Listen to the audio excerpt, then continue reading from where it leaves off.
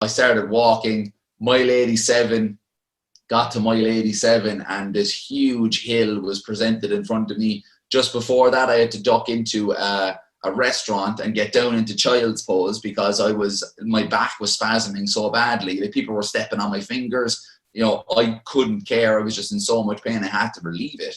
And I got up out of there and it's like, all right, look, 15 miles, we can do it. Boom. And I remember walking up that hill and going up that hill with my friend who was crewing me.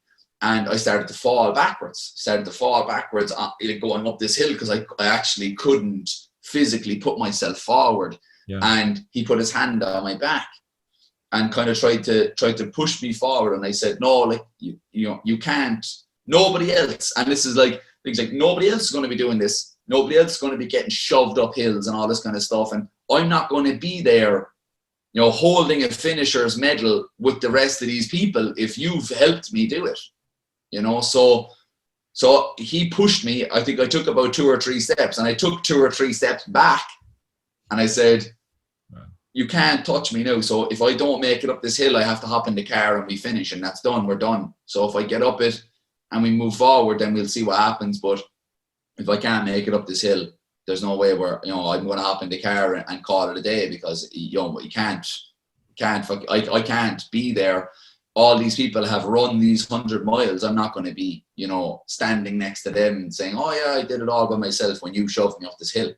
So I got up this hill and brought it home and finished 100 miles. And I realized that in that time, when I was in that car at mile 55 and I made that decision to run 100 miles, there's nobody looking at me. There's nobody, you know, there, you know, thinking, you know, what's he going to do or whatever. There was nobody around. It was just me in this, you know, fogged up car. When I was being shoved up that hill, I don't think anybody, even the organizers, would have cared if my friend put his hand on my back to help me up these steps. But it didn't matter to me, really, in that way. And I realized that in that moment, in that race, it had unlocked something that was really within me. That was a core value of mine. And the core value of mine is, when nobody else is expecting anything from you, expect everything from yourself.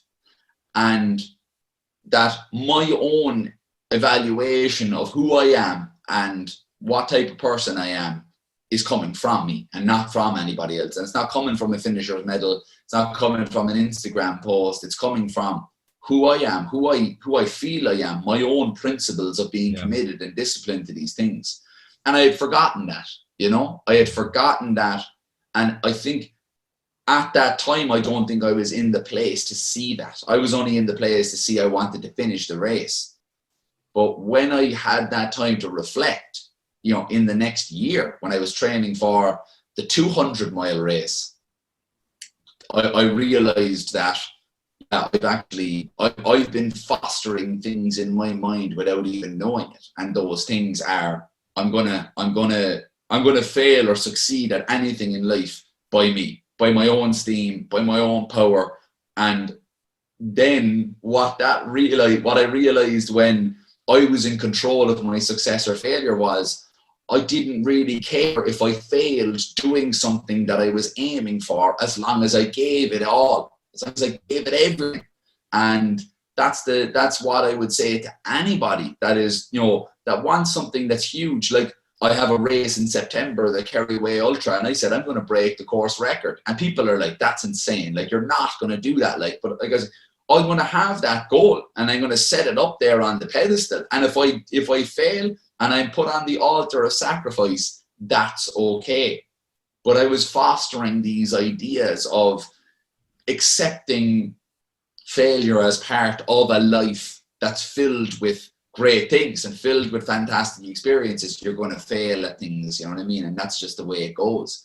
And so I was fostering that idea of being okay with failure long before I realized that I was even doing so, you know. And I think I wasn't in the position, or I wasn't in the headspace to really think about that at the time. I was I was just kind of like, yeah, I'm just running 100 miles. I didn't realize that it was going to help me unlock parts of myself and unlock lessons that I will hold for the rest of my life, you know. Hey, thanks for watching this video. If you want to see the full version, go to the Uncle Gold Podcast YouTube channel or watch the next clip.